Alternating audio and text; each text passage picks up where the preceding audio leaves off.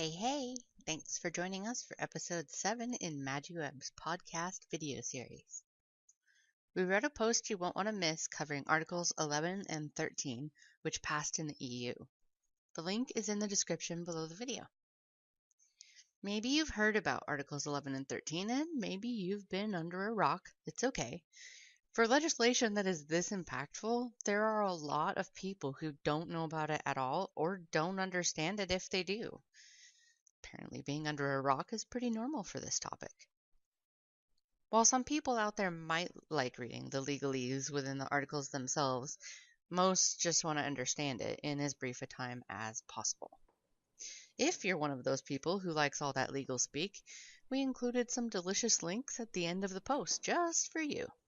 If you're like the rest of us, we've summarized the two major points, Articles 11 and 13, in a way that's easily understandable and better, actionable.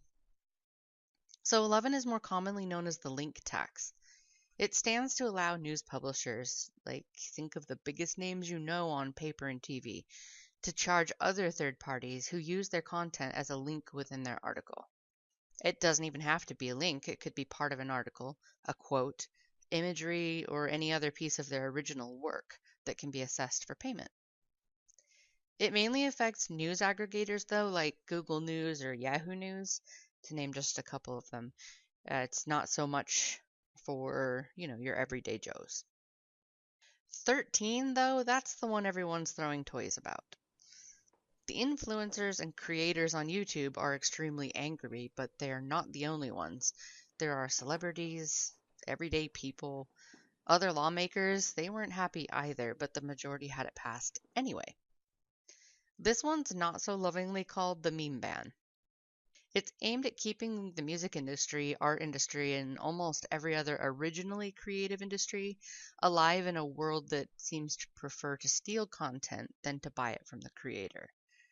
Detractors say it's going to take away freedoms that are granted to most of us, but what it's really aimed at doing is stamping out oversharing of original content without fair payment to the creator. Do you know what happens in a world where everyone gets their stuff for free? There are no more bans. There's no new art. There's no new songs. I think you get the point. It becomes a world where everything worth being in it for is no longer there because people can't pay for their own costs to create an album or a painting when others share it freely. This is definitely going to change how you have to market, but if you want those tips, you'll need to go read our blog post. It's a shorter one, and you have the time. See you next week.